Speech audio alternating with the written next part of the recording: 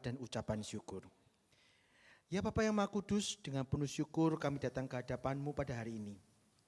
Di tengah dunia yang semakin mengaburkan batas antara yang benar dan yang salah, kami rindu berpegang teguh pada kebenaran firman-Mu yang kekal.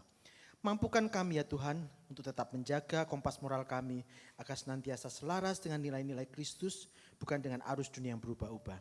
Pimpinlah ibadah ini dengan kehadiran Roh Kudus-Mu. Bukalah hati kami untuk menerima firman, meneguhkan iman dan membentuk hidup kami menjadi saksi kebenaran dan kasih-Mu di tengah zaman ini.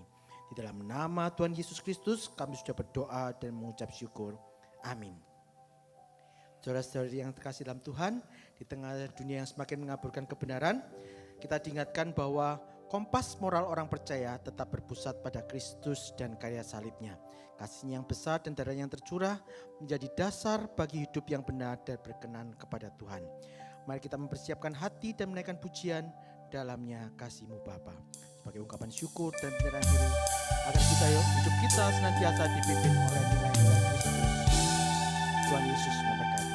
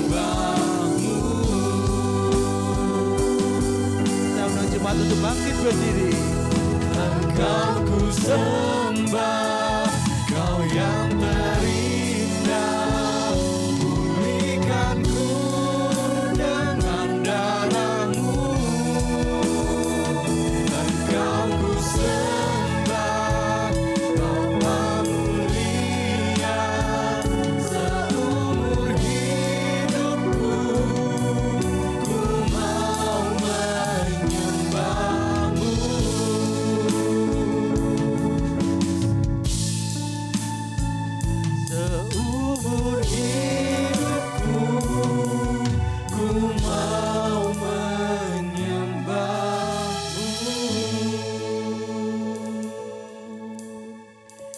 Ibadah kita pagi ini terselenggara dengan pengakuan bahwa pertolongan kita datangnya dari Allah Bapa pencipta langit dan bumi, dan yang kasih setianya kekal selama-lamanya, dan yang tidak pernah meninggalkan hasil perbuatan tangannya. Turunlah sekalian kasih karunia dari Allah Bapa dan dari Tuhan Yesus Kristus, serta persekutuan Roh Kudus menyertai kita sekalian. Amin. Di tengah dunia yang terus berubah, kita memiliki Allah yang besar dan yang tidak pernah berubah. Dialah sumber kebenaran dan penuntun hidup kita. Mari kita bersama-sama memuliakan Tuhan melalui pujian Ajaib Tuhan.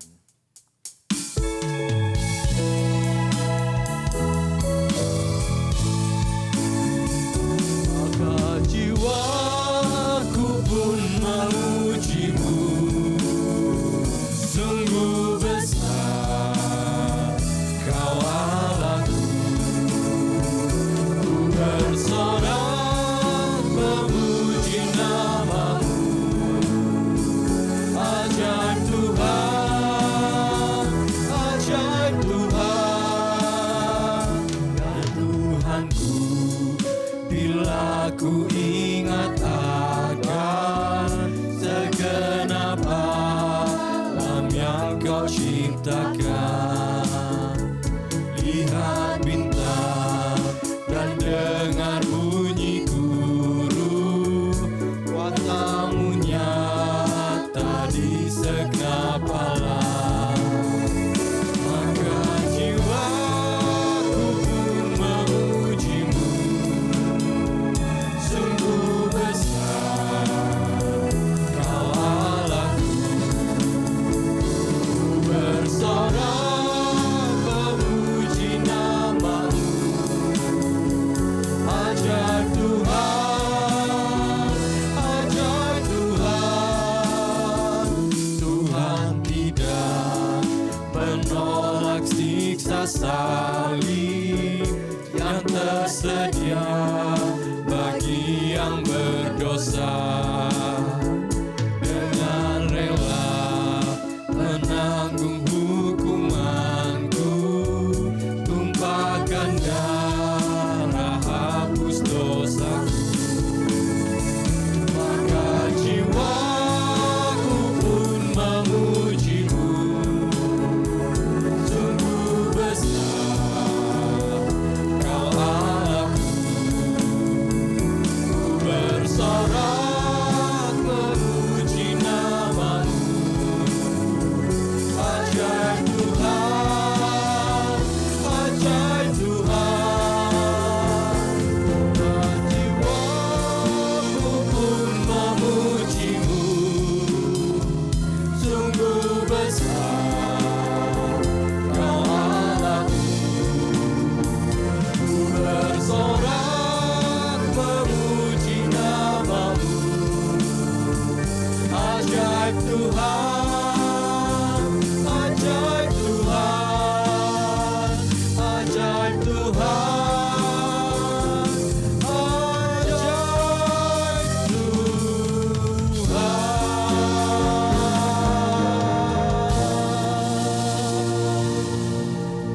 Jemaat dipersilakan duduk.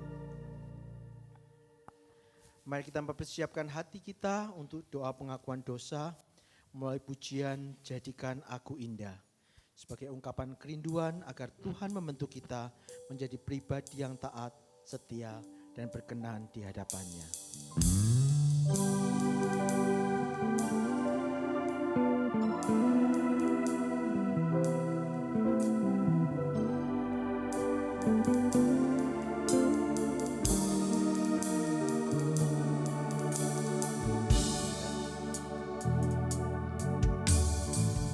Datangnya Bapa dalam kerinduan, memandang keindahan-Mu.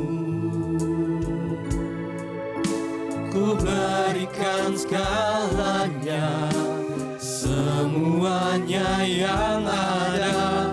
Ku ingin menyenangkan hati-Mu, oh Tuhan. Jadikan aku indah yang Kau pandang mulia,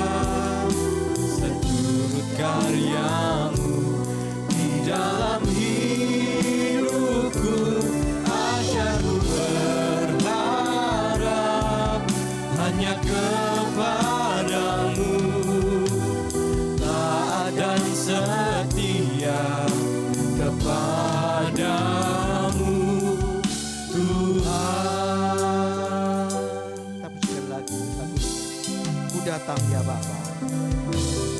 Ku datang ya Bapa dalam kerinduan, memandang keindahan-Mu. Ku berikan segalanya, semuanya yang ada.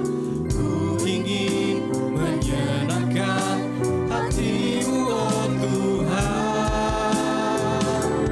Jadikan aku indah yang Kau pandang mulia, seluruh karya-Mu di dalam hidupku. Ajarku berharap hanya kepadamu, taat dan setia kepadamu, Tuhan. Jadikan aku indah yang Kau pandang mulia, seturut karya-Mu di dalam hidupku. Ajarku berharap hanya kepadamu, taat dan setia kepadamu, Tuhan. Mari kita berdoa. Ya Bapa yang penuh kasih, di hadapan kekudusan-Mu kami datang dengan kerendahan hati. Mengakui bahwa sering kali kami lebih mengikuti nilai-nilai dunia daripada kebenaran firman-Mu.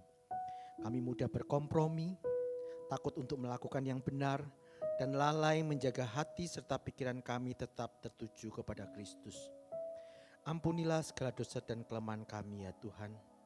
Walaupun saat ini masalah kami masih banyak, tapi kami percaya Tuhan akan memampukan kami. Pulihkan hati kami, bentuklah hidup kami seturut kehendak-Mu, dan jadikanlah kami indah di hadapan-Mu. Di dalam nama Tuhan Yesus Kristus, kami sudah berdoa.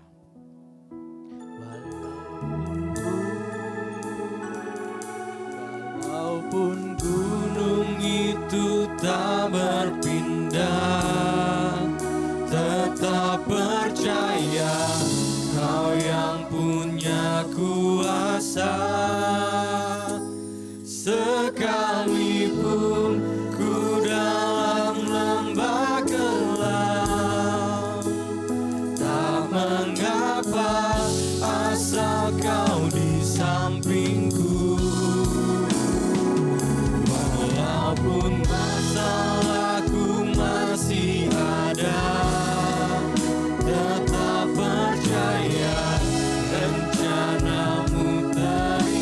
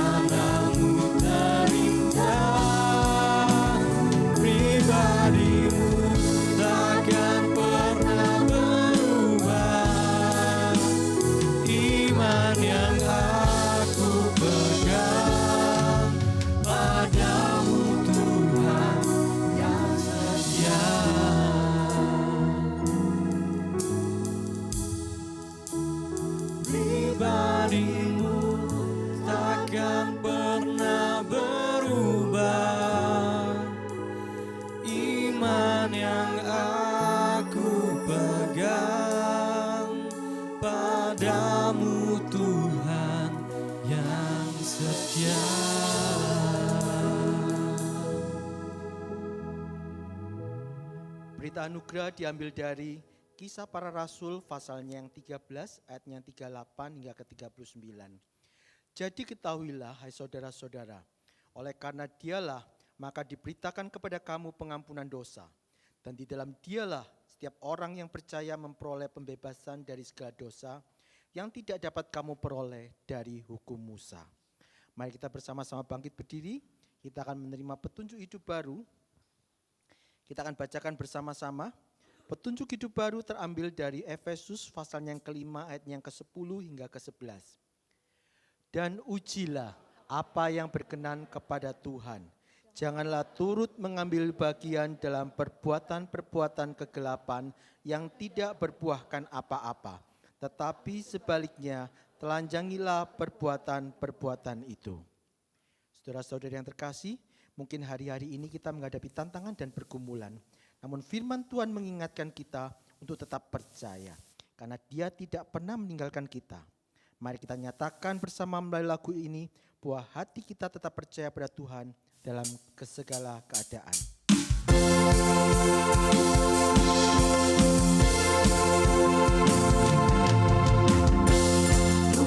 Selalu bersyukur sebab cintamu padaku takkan pernah berubah. Hatiku percaya walau bumi bergoncang, gunung-gunung beranjak, namun kasih setiamu tak pergi dariku.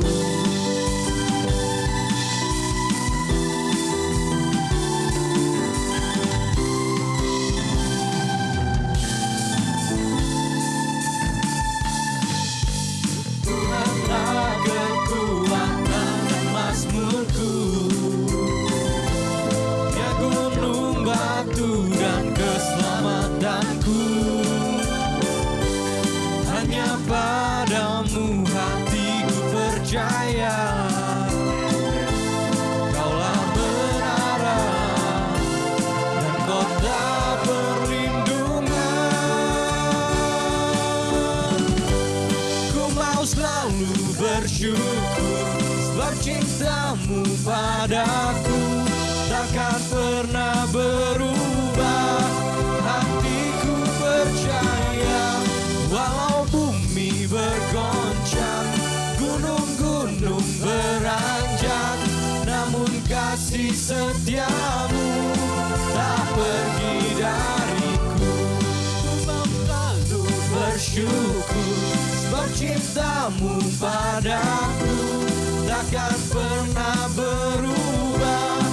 Hatiku percaya walau bumi bergoncang, gunung-gunung beranjak, namun kasih setiamu tak pergi dariku. Kasih setiamu tak pergi dariku. Kasih setiamu tak pergi dariku. Ajaib Kau Tuhan, agung dan perkasa.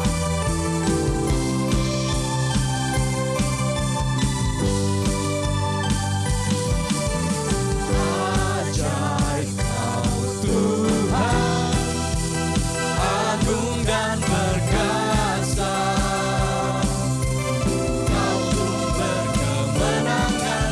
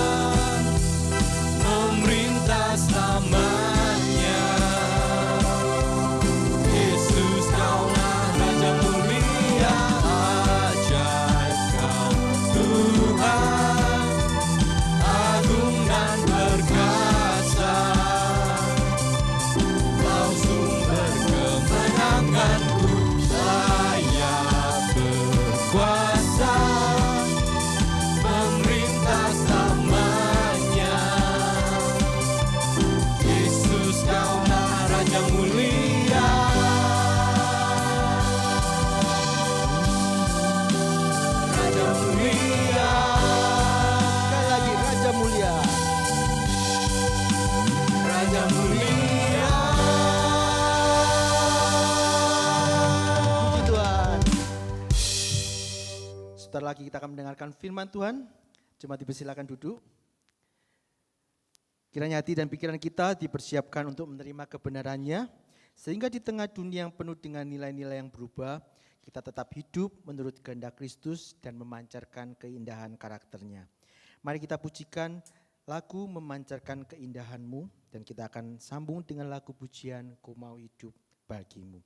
Sebagai ungkapan kerinduan untuk hidup setia, memandang Tuhan dan menjadikannya pusat dari seluruh kehidupan kita.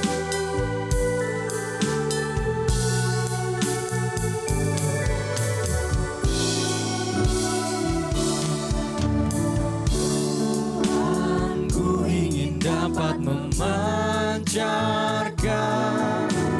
kasih-Mu indah penuh kemuliaan. Budi bahasaku dihaluskan Roh-Mu hingga memancarkan keindahan-Mu. Tuhan, ku ingin dapat memancarkan kasih-Mu indah penuh kemurnian. Bukti bahasaku dihaluskan Roh-Mu hingga memancarkan keindahan-Mu.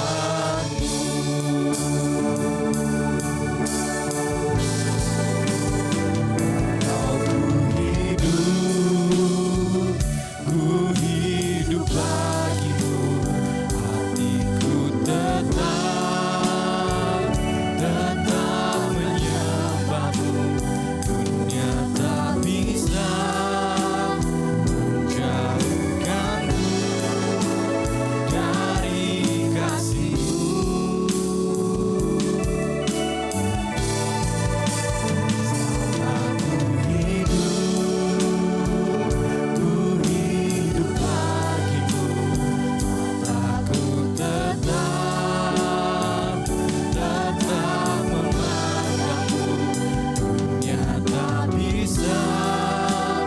menjauhkanku dari kasih-Mu.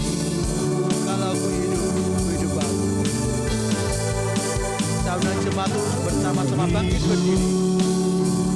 Ku hidup bagimu, hatiku tetap menyembahmu.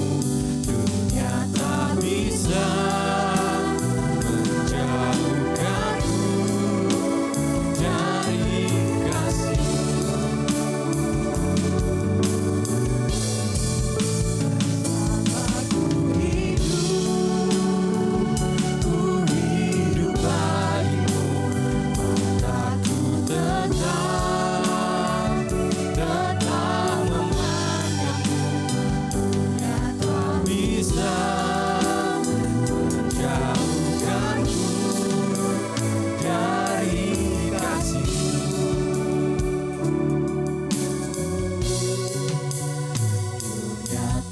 Bisa menjauhkanku dari kasih-Mu.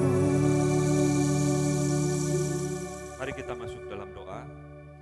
Bapa di dalam surga, benar lagu yang kami nyanyikan, seperti firman-Mu sendiri juga berjanji, bahwa tidak ada sesuatu pun, apapun, dan siapapun yang dapat memisahkan kami dari kasih Kristus. Kami bersyukur Tuhan, karena pagi ini Tuhan memanggil kami, beranugerah sekali lagi di tengah-tengah kesibukan kami, datang untuk memuji Tuhan, menyanyi pujian bagi Engkau, dan kami akan juga menikmati firman-Mu. Kiranya Tuhan bertahta di dalam pemberitaan firman dalam hati kami masing-masing, menjadikan firman itu kesukaan bagi kami, kegirangan dan satu kenikmatan, sukacita di dalam hidup kami. Berdoa bagi setiap kami ya Tuhan, hamba-Mu akan berbicara, jemaat akan mendengar, tetapi biarlah kami semua hari ini boleh beribadah, menyembah Engkau di dalam hidup kami. Terima kasih untuk segala anugerah yang Tuhan sudah sediakan bagi kami. Biarlah segala kemuliaan kembali hanya bagi Engkau. Di dalam nama Tuhan kami Yesus Kristus, kami berdoa. Amin. Silakan duduk Bapak Ibu sekalian, selamat pagi semuanya. Sudah siap dengar firman Tuhan ya? Saudara sekalian, hari ini tema firman khotbah kita hari ini adalah sesuatu yang sangat penting sekali untuk kita renungkan, dan saya sangat senang menerima tema khotbah kita pada hari ini. Biarlah apa yang nanti kita akan pelajari boleh menjadi berkat bagi kita. Ini kenapa ya kok kresek-kresek ya? Apa karena mic saya terlalu dekat? Oke, begini sudah cukup terdengar ya? Saudara, mari kita membuka Yesaya pasal 5 ayat yang ke-20. Yesaya pasal ke-5 ayat yang ke-20 yang akan menjadi landasan kita di dalam khotbah hari ini. Yesaya 5 ayat ke-20 berkata demikian, celakalah mereka yang menyebutkan kejahatan itu baik dan kebaikan itu jahat, yang mengubah kegelapan menjadi terang dan terang menjadi kegelapan, yang mengubah pahit menjadi manis dan manis menjadi pahit. Oke, nah saudara yang dikasih Tuhan, di dalam hidup manusia, kita ini adalah orang-orang yang bersinggungan terus dengan konsep kebenaran. Dan kebenaran itu telah menjadi satu pembicaraan diskusi, baik di dalam teologi maupun di dalam filsafat selama ribuan tahun lamanya, bahkan hingga hari ini. Kita mempertanyakan saudara, apakah kebenaran itu ada atau enggak sih? Ya. Kalau ada, apa yang menjadi standar kebenaran itu? Dan bagaimana sifat kebenaran itu sesungguhnya kalau kebenaran itu ada? Dan yang paling penting adalah apakah hubungan saya dengan kebenaran tersebut?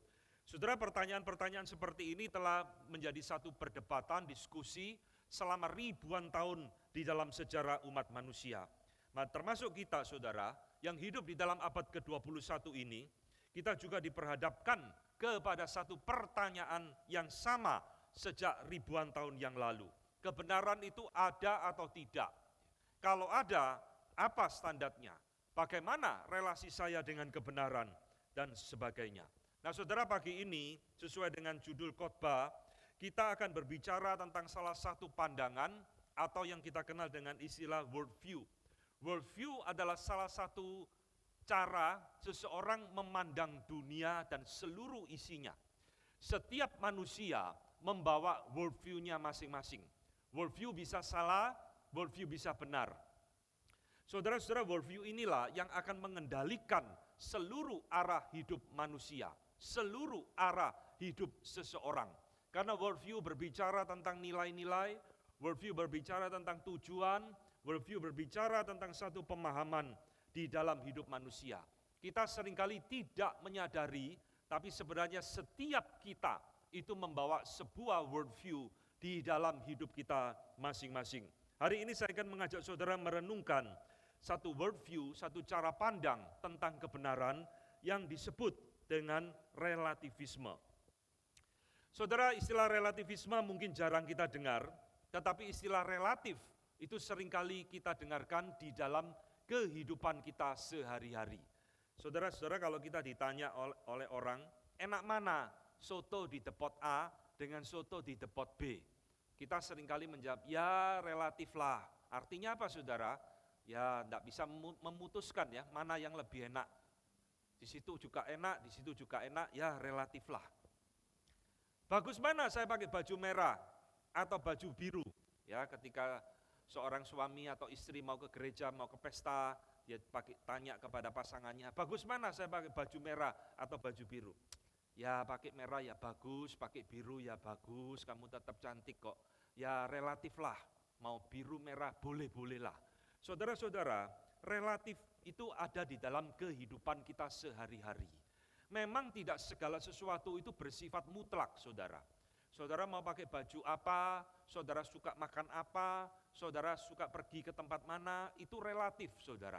Tetapi konsep relatif ini menjadi berbahaya kalau kita bawa dan kita pakai untuk mengukur suatu kebenaran. Maka hari ini kita belajar akan membicarakan satu konsep yang disebut dengan relativisme di dalam moral, di dalam kebenaran, dan di dalam etika. Saudara, apa sih worldview relativisme itu? Cara pandang menilai kebenaran yang bersifat relatif. Saudara, relativisme bisa didefinisikan adalah suatu cara pandang atau satu nilai yang mengatakan bahwa di dalam dunia ini tidak ada sesuatu yang mutlak. Di dalam hidup manusia tidak ada sesuatu yang absolut, semuanya bersifat relatif. Saudara, relatif dalam pengertian ya tidak baik, juga tidak salah, tidak benar, juga tidak keliru. Tergantung siapa yang menilai dan menginterpretasikannya. Dan saudara, konsep relativisme ini itu banyak muncul di dalam hidup manusia yang di dalam berbagai bentuk, saudara.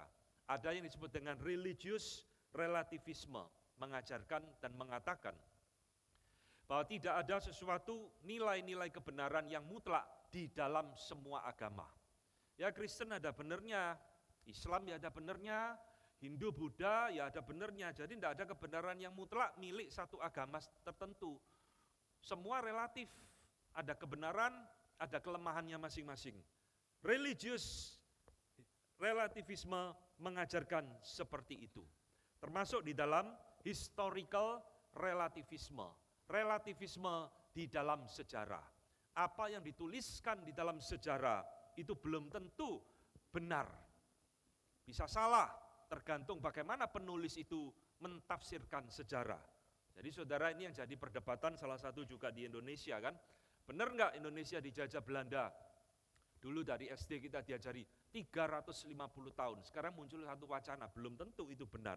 Ya, itu relatif, saudara.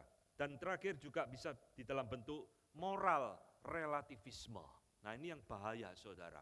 Di dalam moral relativisme tidak ada sesuatu yang benar dan salah secara mutlak. Apa yang kita anggap salah bagi orang lain belum tentu salah, bisa benar.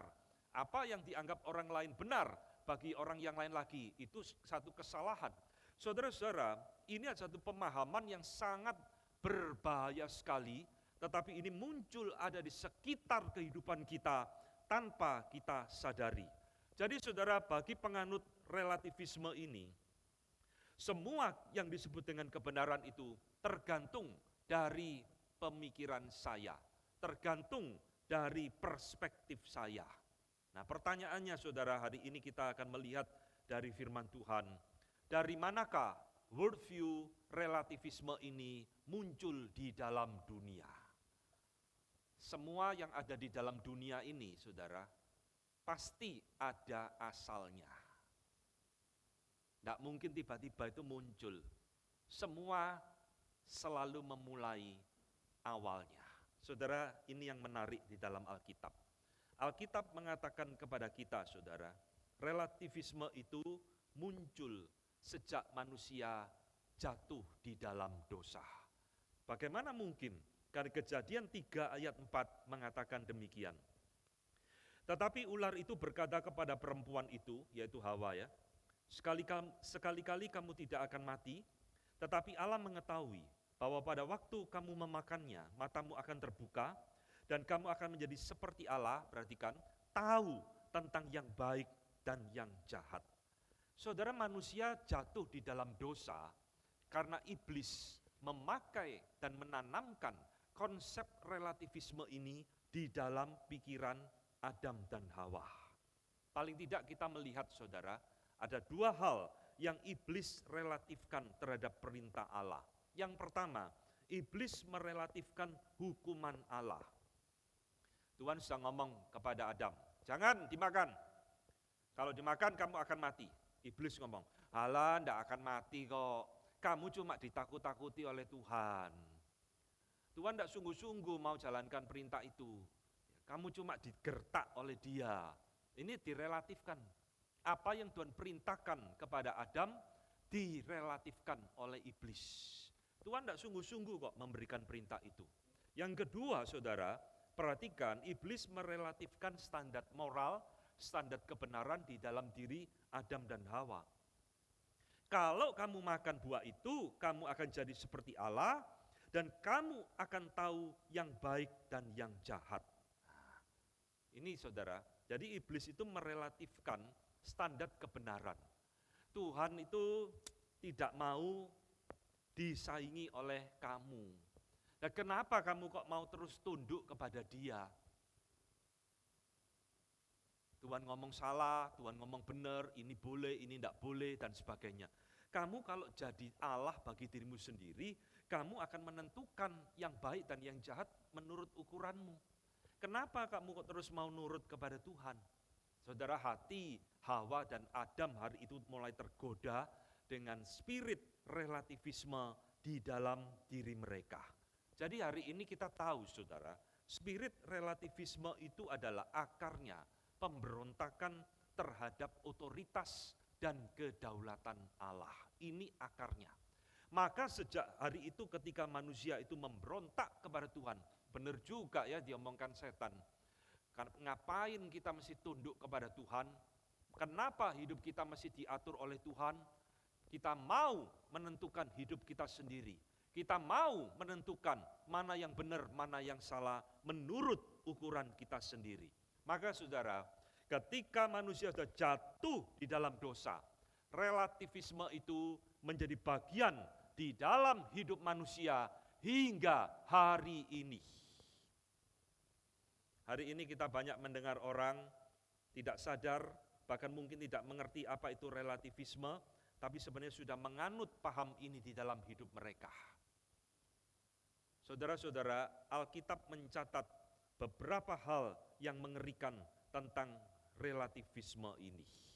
Di dalam Hakim-Hakim 21 ayat 25, saudara, kitab Hakim-Hakim itu diakhiri, ditutup dengan satu ayat yang mengerikan luar biasa. Hakim-Hakim itu mengatakan, pada zaman itu tidak ada raja di antara orang Israel, setiap orang berbuat apa yang benar menurut pandangannya sendiri. Jadi zaman itu bangsa Israel tidak mau Tuhan, meninggalkan Tuhan. Belum punya raja, tidak punya pemimpin, yang memimpin hanya hakim-hakim. Dan saudara kalau membaca kitab Hakim-Hakim, saudara akan melihat betapa banyak kekacauan di situ, saudara. Sesama bangsa, sesama suku Israel saling bunuh-bunuhan dan sebagainya. Dan akhirnya dikatakan mereka berbuat apa yang benar bukan menurut standarnya Tuhan, tetapi menurut pandangannya sendiri. Mengerikan luar biasa, saudara. Ketika standar kebenaran itu hilang di dalam hidup manusia, yang terjadi adalah selalu kekacauan. Yang terjadi adalah kejahatan dan dosa. Demikian juga di dalam Yesaya pasal 5 yang tadi kita baca, saudara. Di sini adalah murka Tuhan kepada bangsa Israel yang dianalogikan bangsa Israel itu seperti kebun anggur. Nanti saudara baca Yesaya pasal 5, bangsa Israel itu dianalogikan seperti kebun anggur tetapi tidak berbuah. Lalu mulai ayat ke-8, Tuhan mulai menyebutkan dosa mereka satu persatu, saudara. Sampai puncaknya di ayat ke-20 yang tadi kita baca. Kamu merubah yang baik jadi yang jahat, jahat kamu anggap baik, terang kamu anggap gelap, gelap kamu anggap terang, manis kamu anggap jadi pahit, yang pahit kamu jadikan terang, dibalik semua. Jadi ini satu prinsip relativisme yang menghinggapi hidup bangsa Israel. Mereka hidup di dalam dosa dan kejahatan karena sudah tidak ada standar kebenaran Allah lagi di dalam hidup mereka. Mengerikan luar biasa, saudara. Ketika manusia mau menjadikan dirinya standar kebenaran bagi dirinya sendiri. Saudara-saudara, di dalam filsafat Yunani kuno ya, seorang filsuf yang bernama Protagoras. Jadi Protagoras ini hidup kira-kira 500 tahun sebelum Yesus lahir, saudara. Bahkan Protagoras itu hidup sebelum Sokrates, Plato, dan Aristoteles. Protagoras sudah mencetuskan spirit relativisme di dalam filsafatnya. Satu perkataan dia yang terkenal adalah, man is the measures of all things. Manusia itu adalah pengukur segala sesuatu. Bukan Tuhan, saudara. Arti daripada kalimat ini, dampaknya itu luar biasa, saudara. Sifat daripada relativisme itu selalu menolak kebenaran Allah dan menjadikan manusia sebagai standar kebenarannya sendiri. Jadi ini adalah hal yang diajarkan oleh Protagoras. Dan di dalam filsafat relativisme ini adalah sesuatu yang banyak dianut oleh filsuf-filsuf Yunani maupun para filsuf-filsuf hingga hari ini. Bahkan mungkin di antara kita juga tidak sadar, kita adalah penganut relativisme. Saudara-saudara, jadi pertanyaannya adalah, kalau relativisme ini satu worldview yang kita anggap keliru, mengapa relativisme ini hingga hari ini kok masih banyak pengikutnya? Ini banyak penggemarnya, saudara. Kalau saudara mau menegakkan kebenaran, mau hidup di dalam firman Tuhan, biasa di dalam masyarakat, halah jangan fanatik, jangan sok benar, jangan sok suci. Semua itu relatif. Kamu ada benernya, saya juga ada benernya. Kadang-kadang kamu juga salah, imanmu salah, imanku juga ada kelemahan. Semua itu relatif. Tidak ada kebenaran yang mutlak. Ya, saudara, mengapa hingga hari ini relativisme itu masih banyak pengikutnya, saudara? Baik di dalam negeri maupun di luar negeri. Ya, khususnya saudara sering berinteraksi dan membaca filsafat dan ideologi dari dunia barat, ini merajalela di dunia barat, saudara. Saya akan memberikan 3 hal yang menjadi pencetus, ya, mengapa relativisme hingga hari ini masih tumbuh subur dan dipegang oleh banyak orang. Yang pertama, saudara, perhatikan, di dalam abad ke-19 itu muncul satu pemahaman worldview yang baru yang disebut dengan ateisme, saudara. Jadi ateisme itu ada satu filsafat, satu worldview yang mengatakan Tuhan tidak ada. Relativisme mengajarkan kebenaran tidak ada yang absolut, tidak ada yang mutlak. Maka ateisme mengajarkan, ya sekalian Tuhan dimatikan, tidak usah sungkan-sungkan. Kebenaran tidak ada yang mutlak, semua kebenaran relatif. Maka ateisme menegaskan, Tuhan sudah mati, Tuhan tidak ada. Jadi saudara, filsafat ateis ini itu seperti saya analogikan botol ketemu tutup dengan relativisme, saudara. Ateisme itu mempertegas bahwa tidak ada kebenaran yang mutlak sebab Tuhan sudah mati. Ini yang dicetuskan oleh seorang yang bernama Friedrich Nietzsche. Saudara, Friedrich Nietzsche mengatakan tidak ada kebenaran yang kekal. There are no eternal facts. Tidak ada kebenaran yang kekal, sebagaimana tidak ada kebenaran yang mutlak. There are no absolute truth.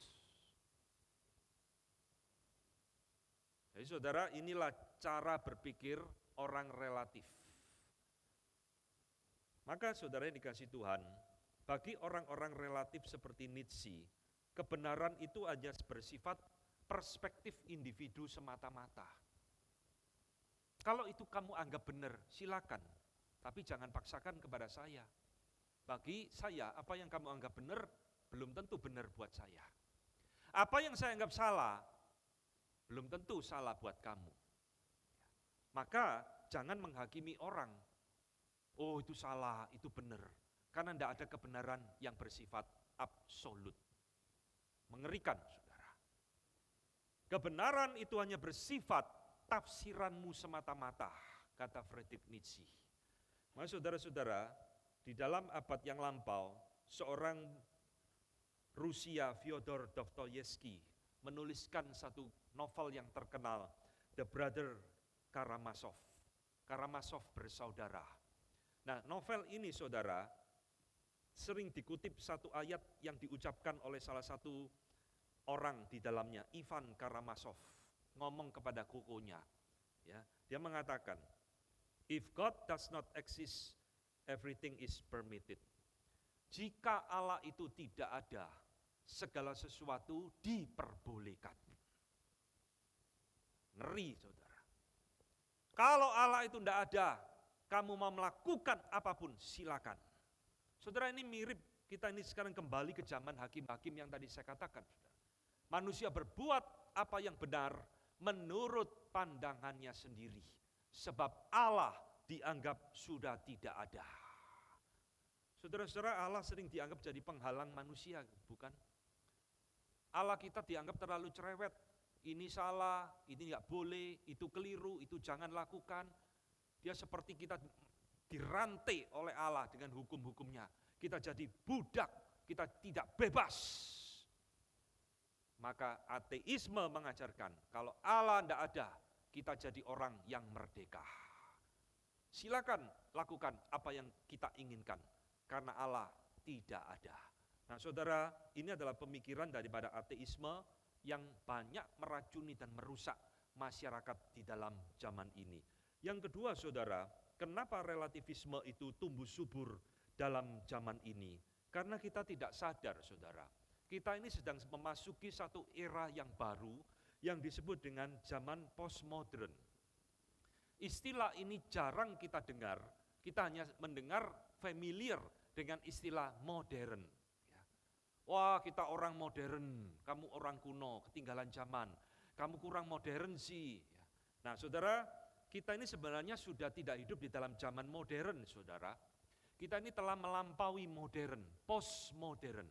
Post itu artinya sesudah zaman modern. Nah setiap zaman itu saudara selalu menawarkan ideologinya, pemikirannya kepada dunia. Maka di dalam zaman postmodern ini, itu dipengaruhi salah satunya oleh Friedrich Nietzsche ini tadi saudara. Pemikiran daripada Nietzsche ini dikembangkan oleh filsuf di dalam zaman ini, sehingga perhatikan di dalam zaman postmodern, salah satu nilai yang sangat ditekankan adalah kembali relativisme. Orang-orang postmodernisme menolak kebenaran yang mutlak, yang absolut. Tidak ada kebenaran yang absolut, tidak ada kebenaran yang mutlak. Saudara-saudara, dampaknya mengerikan, saudara. Karena Allah itu sudah tidak ada, segala sesuatu boleh dilakukan. Karena segala sesuatu itu relatif, tidak ada kebenaran yang mutlak, maka konsep dosa itu menjadi kabur dan tidak jelas.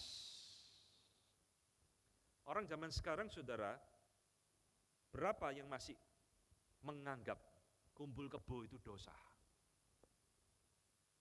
Oh silakan, tidak apa-apa, suka sama suka kok. Siapa yang ngomong kumpul kebo itu salah dan berdosa? Itulah menurut kamu. Wong mereka suka sama suka, mereka tidak melukai orang lain, mereka tidak merugikan orang lain, mereka tetap bisa bekerja, beraktivitas, dan sebagainya. Kenapa kamu katakan itu salah? Termasuk zaman ini, LGBT marak tumbuh subur bagi orang relatif. Silakan, dia laki-laki mau jadi perempuan, silakan. Seperti Yesaya tadi ngomong, gelap jadi terang, terang jadi gelap. Yang laki-laki mau jadi perempuan, silakan. Yang perempuan jadi laki, silakan. Yang mau jadi homoseksual, silakan. Yang mau jadi lesbian, silakan. Tidak ada yang salah dengan mereka. Karena tidak ada kebenaran yang bersifat mutlak. Saudara, inilah zaman postmodern yang sedang kita hidupi, saudara. Hati-hati dengan segala pemikiran yang merelatifkan kebenaran di dalam hidup manusia. Maka orang yang hidup di dalam free sex juga bagi orang relatif silakan. Selama tidak mengganggu orang lain, mereka suka sama suka, silakan. Kenapa kamu lakukan itu dan kamu larang? Saudara-saudara, gereja-gereja di luar negeri itu mengerikan, saudara. Banyak gereja sekarang juga sudah jatuh kepada relativisme. Gereja tidak lagi menganggap LGBT itu sesuatu yang salah. Jadi kalau saudara pergi ke luar negeri, khususnya di dunia barat ya, melihat gereja di situ ada pasang bendera pelangi, berarti gereja itu menyetujui LGBT. Kita tidak menganggap LGBT salah. LGBT belum tentu keliru. Silakan, kita welcome. Kalau kamu ditolak di gerejamu asal, kita welcome di gereja kami, silakan. Ini model kekristenan abad sekarang, saudara. Sangat mengerikan filsafat daripada relativisme itu masuk di dalam segala lini kehidupan manusia, termasuk di dalam bidang kerohanian. Jadi ini saudara, kita hidup di dalam zaman yang demikian mengerikan, kita dikelilingi oleh segala filsafat relativisme di sekitar kita, dan kita tidak menyadarinya. Yang ketiga, mengapa relativisme ini tumbuh subur di dalam zaman ini? Karena saudara, banyak orang tidak sadar berpikir di dalam cara berpikir dualistik. Dualistik atau dualisme adalah cara berpikir memisahkan. Ya, dualistik dari kata dual itu berarti dua orang yang terpisah dan sebagainya. Jadi dualisme adalah satu cara berpikir memisahkan antara yang dianggap rohani dan dianggap duniawi. Ya, kalau di gereja itu hal-hal rohani, di situ ada kebenaran yang mutlak. Tapi di duniawi, di dunia, di situ tidak ada kebenaran yang mutlak. Jadi saudara, banyak orang Kristen tidak sadar ya, kita ini berpikir dengan cara dualistik. Di gereja kita bisa jadi orang alim, saudara. Wah, di sini ada kebenaran dari Tuhan, firman Tuhan kebenaran. Tapi nanti Senin sampai Sabtu, hidupnya menjadi liar, saudara. Saya pernah mendengar seorang majelis ya, yang sekarang jadi mantan majelis, mengatakan satu kalimat, hati nurani itu jangan dipakai di dalam bekerja. Hati nurani itu cuma berlaku di gereja. Mengerikan, saudara. Ini mantan majelis, saudara. Jadi dia kalau bekerja tidak pakai hati nurani. Dia mau tipu orang, mau sikat orang, mau hancurkan orang, mau jiak duitnya orang, dianggap itu relatif. Hukum Tuhan tidak berlaku di dunia bisnis. Tapi di gereja jadi orang alim, saudara. Loh, ini orang Kristen model apa ini, saudara? Dualistik hidupnya. Minggu jadi orang saleh, Senin sampai Sabtu jadi orang liar di dalam hidupnya. Relatif, Tuhan tidak berlaku di dunia bisnis. Saudara-saudara, ujung-ujungnya sama. Kita lagi yang menentukan mana yang benar, mana yang salah menurut ukuran saya. Saudara-saudara, inilah tiga hal ya yang saya amati di dalam zaman kita hidup. Mengapa spirit relativisme ini tetap ada, hidup dan dipegang oleh banyak orang hingga hari ini, saudara. Maka hari ini saya ingin mengajak saudara mengkoreksi diri kita sendiri. Jangan-jangan di antara kita ada yang menganut prinsip relativisme tanpa kita sadari di dalam hidup kita. Saudara-saudara, relativisme hari ini saya ingin memberikan kritik di dalamnya. Ini ada satu cara berpikir, satu worldview yang tidak bisa jadi patokan hidup manusia, saudara. Ini ada satu cara berpikir yang tidak konsisten. Ini ada satu cara berpikir yang berkontradiksi di dalam dirinya sendiri. Mengapa? Karena relativisme itu ada sesuatu pandangan yang error.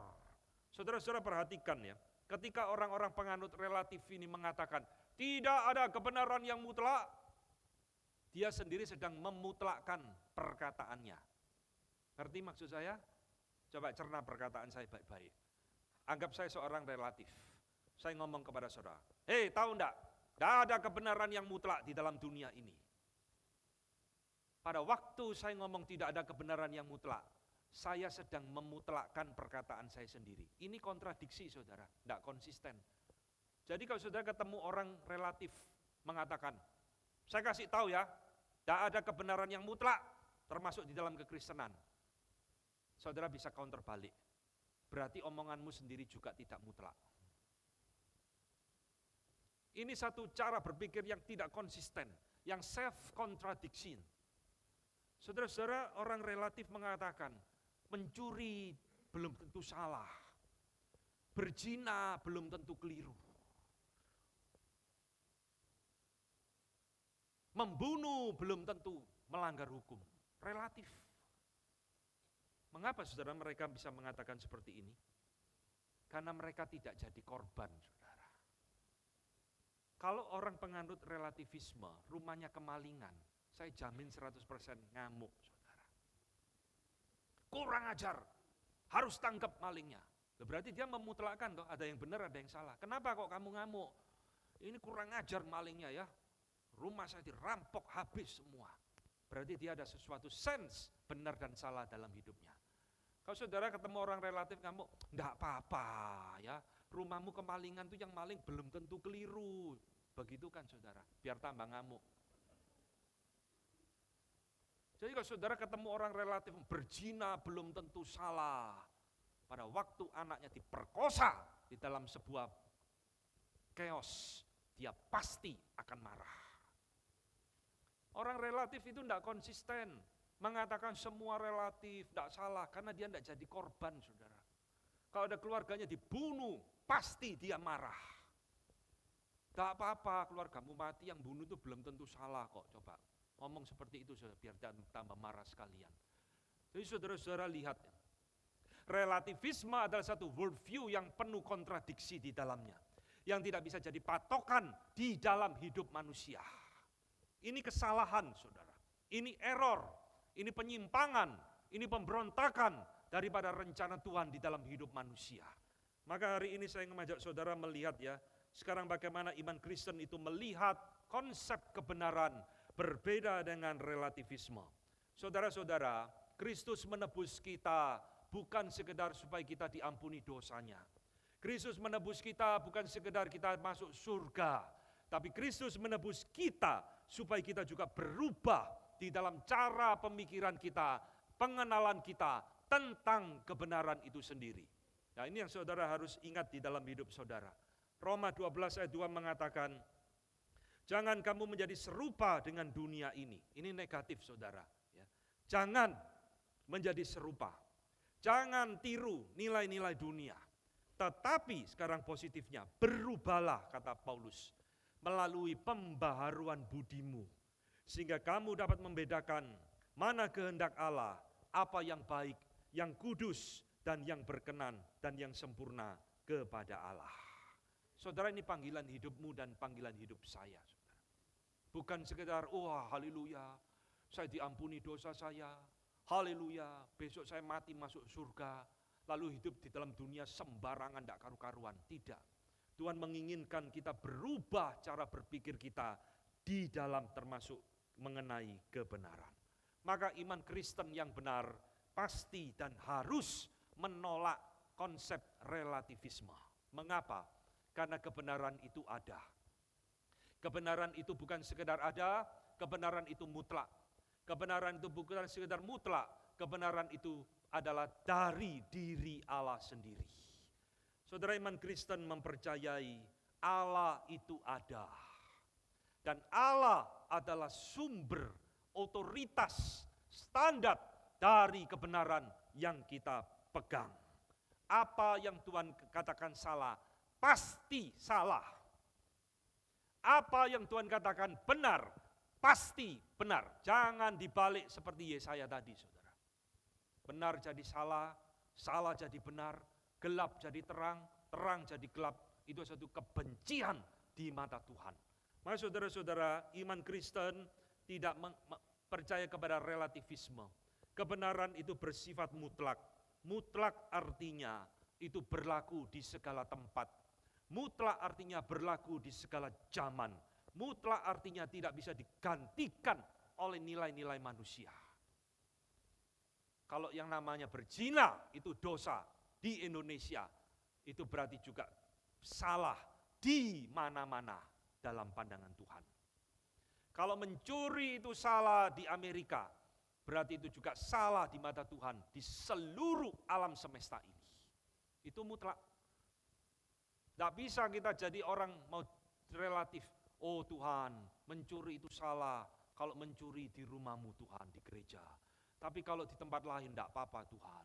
Oh Tuhan, kalau membunuh di negara Amerika salah Tuhan. Tapi kalau di tempat lain diperbolehkan. Tidak ada, saudara. Kebenaran itu bersifat mutlak. Kan kita percaya iman Kristen, kebenaran itu bukan sekedar ada, tapi kebenaran itu pernah datang ke dalam dunia. Di dalam wujud satu pribadi Yesus Kristus. Saudara-saudara, firman Tuhan itu indah sekali. Firman Tuhan itu menjawab setiap tantangan zaman. Firman Tuhan itu memberikan satu counter attack terhadap filsafat-filsafat zaman yang salah, termasuk di dalam relativisme ini. Orang relatif mengatakan, tidak ada kebenaran yang mutlak. Orang ateis mengatakan, Tuhan sudah mati. Semua kebenaran bersifat relatif. Engkau orang Kristen harus berkata, kebenaran itu ada. Kebenaran itu mutlak. Kebenaran itu hidup. Sebab Yesus mengatakan, akulah jalan dan kebenaran dan hidup. Saudara, inilah yang kita lihat di dalam Alkitab kita, saudara. Kalau saudara menyelidiki, nanti kalau ada waktu saudara selidiki ya. Search kata kebenaran, truth di dalam Alkitab saudara. Semua kata kebenaran itu selalu bersinggungan, bermuara kepada diri Allah sendiri.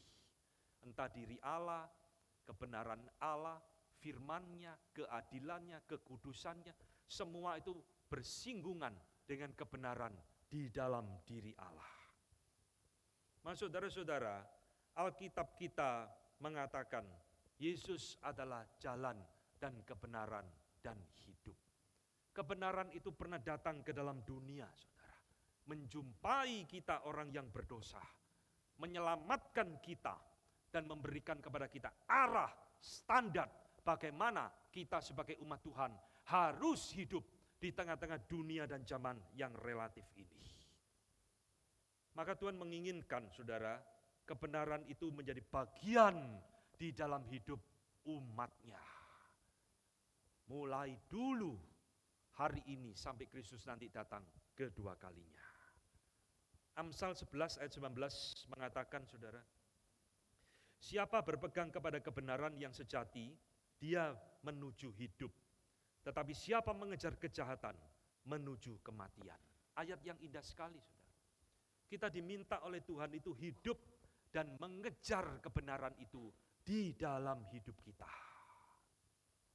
Jangan jadi orang yang bersifat relatif. Jangan jadi orang Kristen malu dengan identitas dirimu. Sungkan saya nanti kalau menunjukkan orang Kristen nanti saya diketawai. Kenapa malu, saudara? Tuhan juga tidak malu kok datang ke dalam dunia menyelamatkan kita.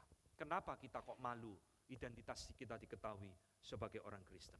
Maka saudara, di dalam khotbah hari ini saya akan menutup dengan beberapa prinsip-prinsip penting di dalam dunia yang relatif ini. Kebenaran yang seolah-olah sudah menghilang. Engkau dan saya dipanggil oleh Tuhan menjadi garam dan terang dunia. Kita dipanggil, gereja dipanggil untuk menyatakan kebenaran Tuhan di dalam dunia yang sedang mengajarkan relativisme. Kita ini berada di dalam peperangan, saudara. Zona perang, perang yang tidak kelihatan, perang yang tidak pakai senjata, tidak pakai bom, tidak pakai nuklir, tapi ini ada perang konsep tentang kebenaran. Saudara harus berani mendidik anakmu, saudara. Kalau anakmu, cucumu mulai tidak beres hidupnya, mulai kompromi dengan dosa, saudara harus mulai tegur, saudara harus mulai ingatkan. Karena saudara, kenapa demikian? Sebab segala sesuatu itu dimulai dari hal-hal yang kecil. Ketika kita kompromi dengan dosa dan kejahatan, enggak apa-apa lah, wong cuma begitu tok. Saudara, berapa banyak orang Kristen yang suka pergi ke Gunung Kawi? Kenapa kok kita mesti wisata ke Gunung Bromo ya Pak ya? Sekali-kali wisata ke Gunung Kawi kan enggak apa-apa Pak. Jadi ke Gunung Kawi itu enggak ada yang dilihat, enggak ada sunset, enggak ada sunrise. Yang ada adalah perdukunan dan okultisme di situ. Saudara, banyak orang Kristen kompromi, saudara. Kenapa sih kok kita enggak boleh bangun rumah lihat feng shui?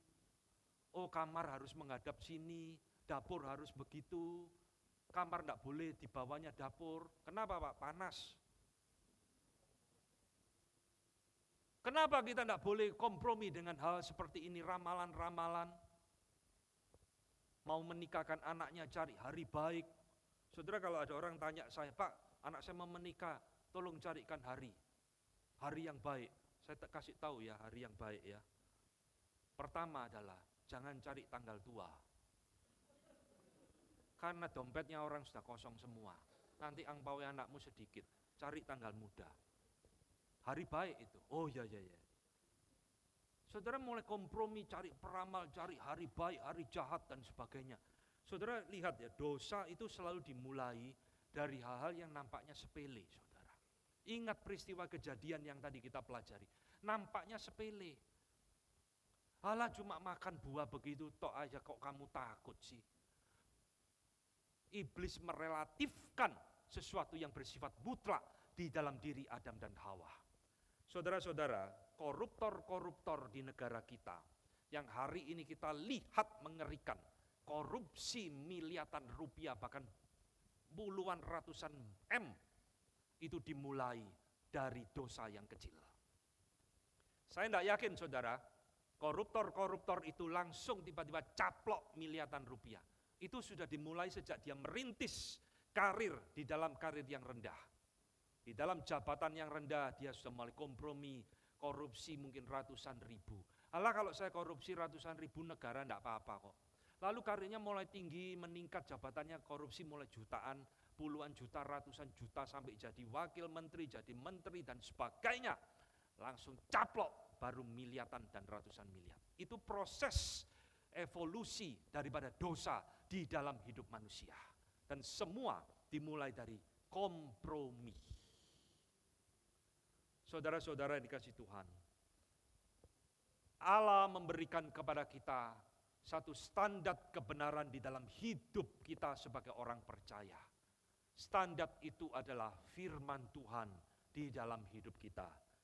Ini yang dikatakan oleh Tuhan Yesus di dalam Yohanes 17 ayat 17. Dia berdoa kepada Allah Bapa untuk murid-muridnya. Kuduskanlah mereka Bapa di dalam kebenaran. Firman-Mu adalah kebenaran. Saudara, Tuhan Yesus mengatakan dua kalimat penting tentang kebenaran di dalam Injil Yohanes. Pertama tadi kita lihat dia mengklaim, akulah kebenaran. Kedua, dia mengatakan firman-Mu adalah kebenaran. Jadi ini standar hidup kita tentang kebenaran apa? Kembali kepada firman Tuhan. Maka saudara pelajari firman Tuhan baik-baik.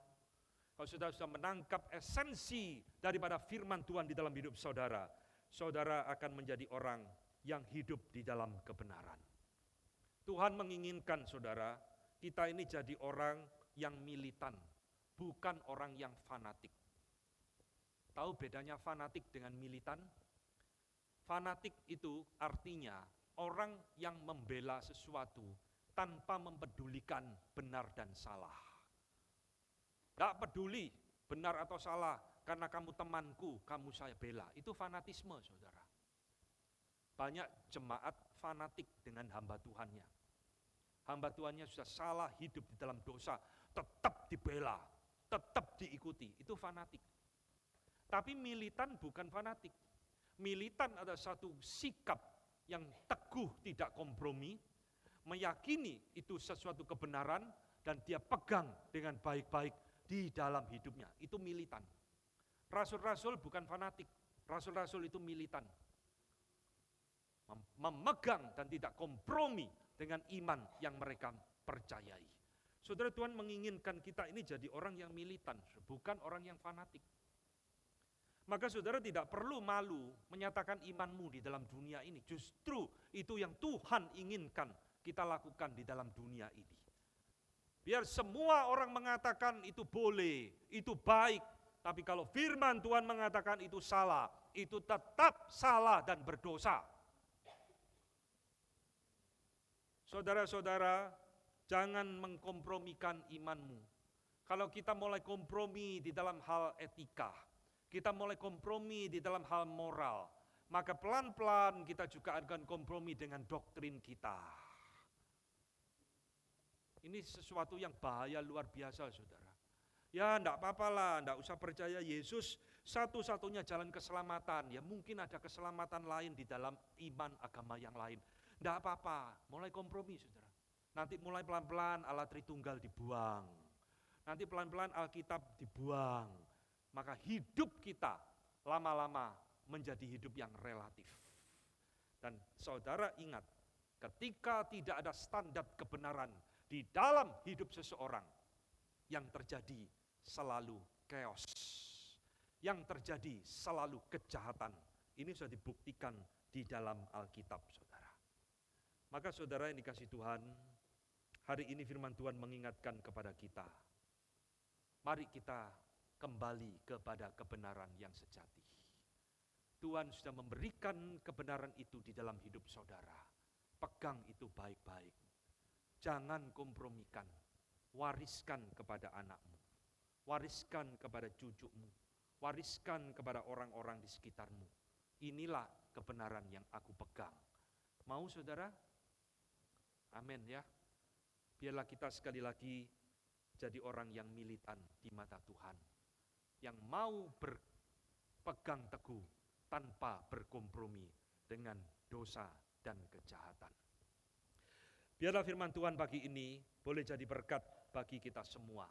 Mari kita tunduk kepala, kita berdoa. Bapa di dalam surga, hari ini kami diingatkan kembali melalui khotbah hari ini.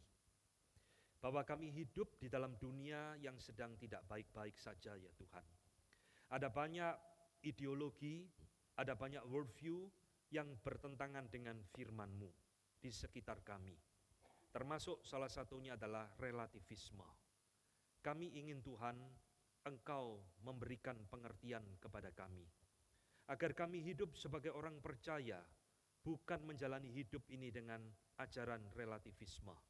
Tapi kami mau hidup sesuai dengan kebenaran firman di dalam hidup kami. Kami tahu kami orang yang lemah, seringkali kami berkompromi dengan dosa, berkompromi dengan kejahatan. Tuhan, kasihanilah kami. Bawalah kami hidup sebagai anak-anak Tuhan, sebagaimana kami mesti harus hidup di hadapan Tuhan. Tambahkan iman kepada kami, tambahkan keberanian kepada kami, agar kami hidup menjadi orang Kristen yang militan di hadapan Tuhan. Kami bersyukur untuk firman pada pagi hari ini Tuhan, dimanapun Tuhan tempatkan kami, dengan segala profesi dan jabatan kami masing-masing, biarlah kami boleh jadi garam dan terang bagi dunia ini. Di dalam nama Tuhan kami Yesus Kristus, kebenaran yang hidup itu, yang menguasai, yang menuntun, dan yang menjadi raja dalam hidup kami berdoa. Amin. Saya kembalikan ke liturgis.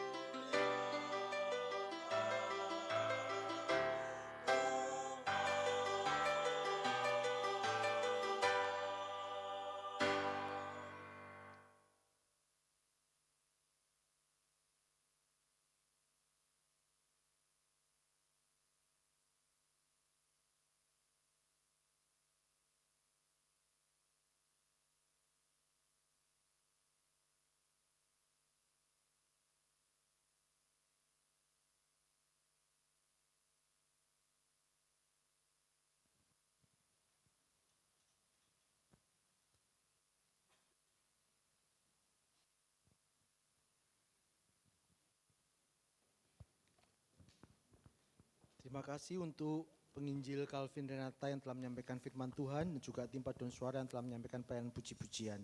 Mari kita bersama-sama bangkit berdiri, kita akan mengikrarkan iman kita dalam pengakuan iman rasuli. Pengakuan iman rasuli. Aku percaya kepada Allah, Bapa yang Maha Kuasa, Khalik langit dan bumi, dan kepada Yesus Kristus, anaknya yang tunggal Tuhan kita, yang dikandung dari Roh Kudus, lahir dari anak darah Maria, yang menderita sengsara di bawah pemerintahan Pontius Pilatus, disalibkan, mati dan kuburkan, turun ke dalam kerajaan maut. Pada hari yang ketiga, bangkit pula dari antara orang mati, naik ke surga, duduk di sebelah kanan Allah, Bapa yang Maha Kuasa, dan dari sana ia akan datang untuk menghakimi orang yang hidup dan yang mati. Aku percaya kepada Roh Kudus, gereja yang kudus dan am, persekutuan orang kudus, pengampunan dosa, kebangkitan tubuh, dan hidup yang kekal. Amin. Jemaat dipersilakan duduk kembali.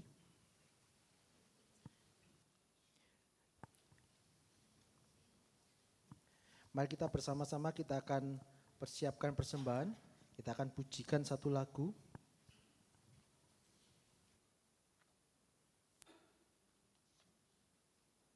Semua bagi Tuhan Yesus.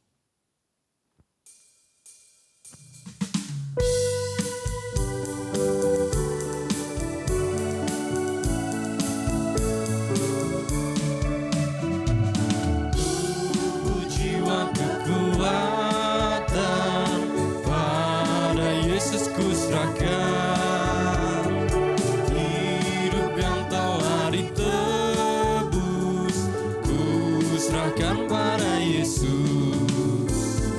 Semua bagi Tuhan Yesus, bagi Yesus Tuhanku. Semua bagi Tuhan Yesus, bagi Yesus Tuhanku.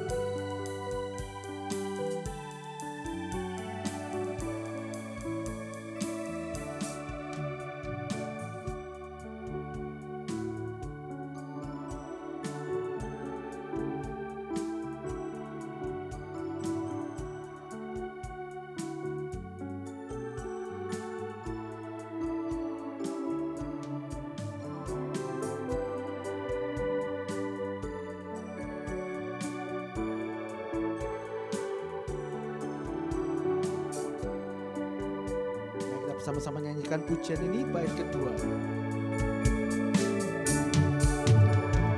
Tangan kakiku serahkan untuk layani Tuhan. Mataku memandang Yesus, lidah puji namanya. Semua bagi Tuhan Yesus, bagi Yesus Tuhanku. Semua bagi Tuhan Yesus, bagi Yesus Tuhanku. Semua bagi Tuhan Yesus. Semua bagi Tuhan Yesus, bagi Yesus Tuhanku. Semua bagi Tuhan Yesus, bagi Yesus Tuhanku. Mari kita berdoa. Ya Bapa yang Maha Baik, kami ucap syukur atas segala berkat dan pemeliharaan-Mu dalam hidup kami. Terimalah persembahan yang kami bawa sebagai ungkapan kasih syukur dan penyerahan diri kepadamu. Di tengah dunia yang sering mengutamakan nilai-nilai yang sementara, mampukan kami untuk tetap menjadikan Kristus sebagai kompas moral dan harta yang terutama dalam hidup kami. Pakailah persembahan ini bagi kemuliaan nama-Mu dan perluasan kerajaan-Mu. Di dalam nama Tuhan Yesus kami sudah berdoa. Amin.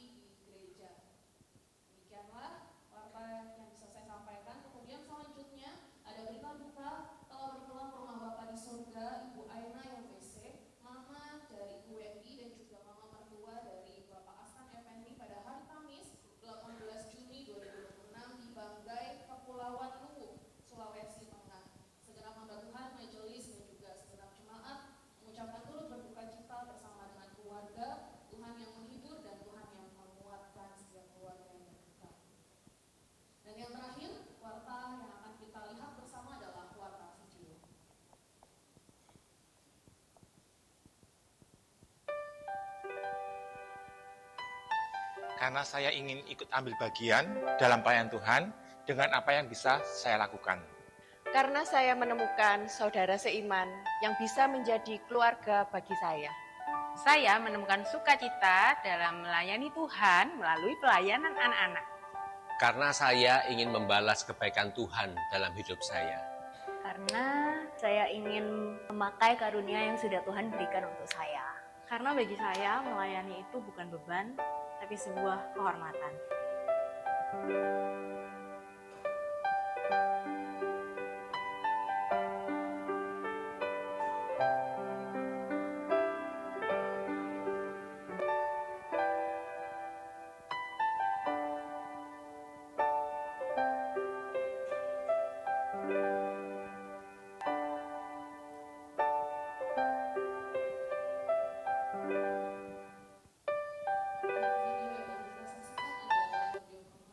Pameran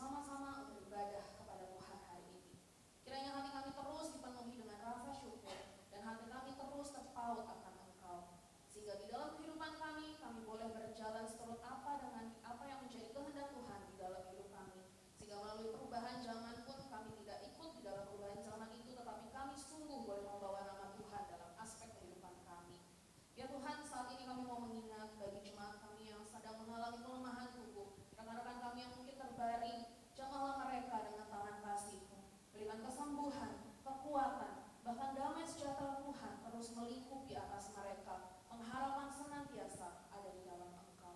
Bapa, kami juga berdoa bagi setiap jemaat yang sedang menghadapi berbagai persoalan hidup. Tuhan yang tahu apa yang menjadi kebutuhan mereka. Mari Tuhan, Engkau yang menolong, Engkau yang memberikan jalan keluar yang terbaik sesuai dengan kehendak Tuhan saja. Yang saat ini mungkin sedang berpergian di dalam masa liburan, juga Tuhan kiranya yang menolong, menyertai setiap mereka dimanapun mereka berada. Bapak, kami juga mau mengingat Tuhan bagi keluarga dari Ibu Wendy dan Bapak Aslan yang tengah berduka atas berpulangnya Mama tercinta. Mari Tuhan, Engkau yang hadir di tengah mereka, hiburlah mereka dengan damai sejahtera-Mu yang melampaui segala akal itu. Dan kiranya Tuhan yang menolong dan memberikan kekuatan yang menyertai keluarga. Bapak, di dalam surga kami juga mau mengingat untuk pelaksanaan sekolah Alkitab liburan Komisi Sekolah Minggu. Mari Tuhan, kiranya Engkau yang memberkati setiap anak-anak yang akan ikut di dalamnya, setiap guru-guru, setiap panitia, dan bahkan seluruh rangkaian kegiatan. Kiranya Tuhan yang memberkati itu semua, sehingga melalui acara ini banyak anak semakin mengenal Tuhan dan semakin mengasihi Tuhan. Kami juga mau menyerahkan Tuhan untuk persiapan pameran pelayanan yang akan diadakan bulan Juli mendatang. Mari pimpin setiap proses persiapan yang ada, berikan hikmat, berikan kekompakan satu dengan yang lainnya dan semangat kepada semua yang terlibat. Sehingga melalui pameran ini Tuhan, nama Tuhan saja yang dimuliakan dan disenangkan, dan jemaat boleh semakin terdorong untuk melayani bersama-sama. Yang terakhir Tuhan, kami mau berdoa untuk bangsa dan negara kami Indonesia. Ada begitu banyak tantangan dan kesulitan yang saat ini dihadapi oleh bangsa kami.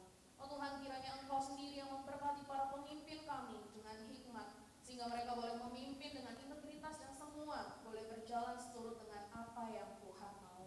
Tolong kami juga sebagai masyarakat Indonesia untuk menjaga persatuan di tengah keberagaman, serta Tuhan berikanlah kami damai sejahtera-Mu bagi bangsa ini juga. Sekali lagi kami bersyukur Tuhan memiliki Allah seperti Engkau. Terima kasih Tuhan. Demikian doa syafaat ini kami naikkan. Sungguh kami percaya dan rindu untuk terus bersandar kepada Tuhan saja. Di dalam nama Tuhan Yesus Kristus, Tuhan dan Juru Selamat kami berdoa. Amin. Kita akan mengakhiri ibadah kita pada pagi hari ini. Jemaat saya undang untuk berdiri. Kita akan tunjukkan Joksolog.